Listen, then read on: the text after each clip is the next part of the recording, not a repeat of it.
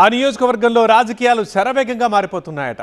నేతలు పార్టీల్ని మారుస్తుండడంతో పాలిటిక్స్ అక్కడ హీట్ ఎక్కాయట. ఒకప్పటి ప్రత్యర్థులు మిత్రులవుతుంటే ఒకే పార్టీలో ఉన్న నేతలు ప్రత్యర్థులుగా మారుతున్నారట. దీంతో నియోజకవర్గ రాజకీయాల్లో ఎప్పుడు ఏం జరుగుతుందో అన్న చర్చ నడుస్తోంది. గత ఎన్నికల తర్వాత అక్కడి రాజకీయాల్లో పరిణామాలు చకచకా మారిపోయాయట.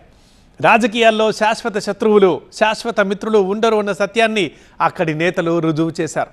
అందుకే ఏదా నియోజకవర్గం?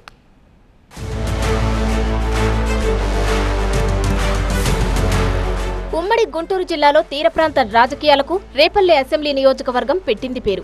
సముద్రంలో ఎగిసిపడే కెరటాల్లా రేపల్లె రాజకీయ నేతలు చాలా తేలిగ్గా కండువాలు మార్చేస్తున్నారట. నిన్నటిదాకా ఉన్న పార్టీని వేడి కొత్త పార్టీకి జై కొడుతున్నారట. దీంతో రేపల్లె రాజకీయం రసకందాయంలో పడిందట. గత ఎన్నికల ముందు వరకు బీసీ నేతలైన మోపిదేవి వెంకటరమణ, అనగాని సత్యప్రసాద్ల హవాని ఇక్కడ నడిచేదని చెబుతారు. అప్పట్లో వైసీపీ తరపున మోపిదేవి వెంకటరమణ టీడీపీకి ప్రాతినిధ్యం వహిస్తూ అనగాని బలమైన నేతలుగా ఎదిగారంటారు. ఇక రేపల్లె నియోజకవర్గంలో గౌడ్, కాపు, మత్స్యకార సామాజిక వర్గాలకు చెందిన ఓటర్లు అధికం. ఈ క్రమంలోనే గౌడ్ సామాజిక వర్గానికి అనగాని ప్రాతినిధ్యం వహిస్తే మత్స్యకార సామాజిక వర్గ నేతగా మోపిదేవి వెంకటరమణ తమ హవా సాగించేవాళ్లట. ఇక కాపు నేతగా మోపిదేవి శ్రీనివాసరావు చెలామణి అయ్యేవారు. ఎన్నికల సమరంలో అనగానిపై మోపిదేవి వెంకటరమణ ఒకసారి విజయం సాధిస్తే వెంకటరమణపై 2 సార్లు అనగాని విజయం సాధించారు.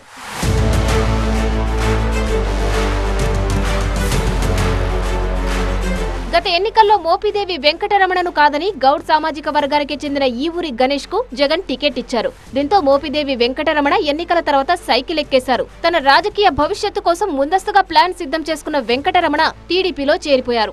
ఒకప్పుడు ప్రత్యర్థులుగా ఉన్న వెంకటరమణ, సత్యప్రసాద్ ఇప్పుడు స్నేహితులుగా మారి టీడీపీలో కలిసి పనిచేస్తున్నారు. అన్ని అనుకున్నట్లుగా జరిగితే వెంకటరమణకు ఎమ్మెల్సీ వస్తుందన్న ఆశాభావంలో ఉన్నారట ఆయన అనుచరులు.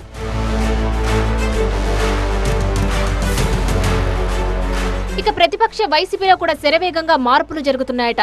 గత ఎన్నికల్లో పోటీ చేసిన గణేష్ పార్టీలో యాక్టివ్ గా లేకపోవడంతో ఆయనను జగన్ మార్చేశారు. ఆయన స్థానంలో గౌడ్ సామాజిక వర్గానికే చెందిన మోహన్ కృష్ణను ఇన్ఛార్జిగా నియమించారు.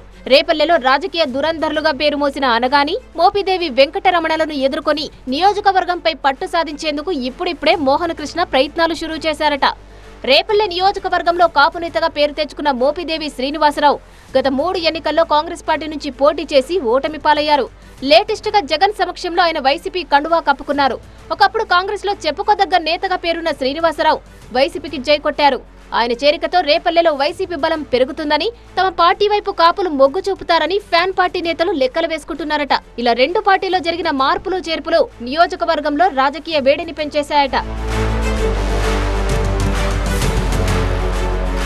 గౌడ్, మత్స్యకార సామాజిక వర్గాలకు చెందిన బీసీ నేతలు టీడీపీ గొడుగు కింద ఒక్కటయ్యారు.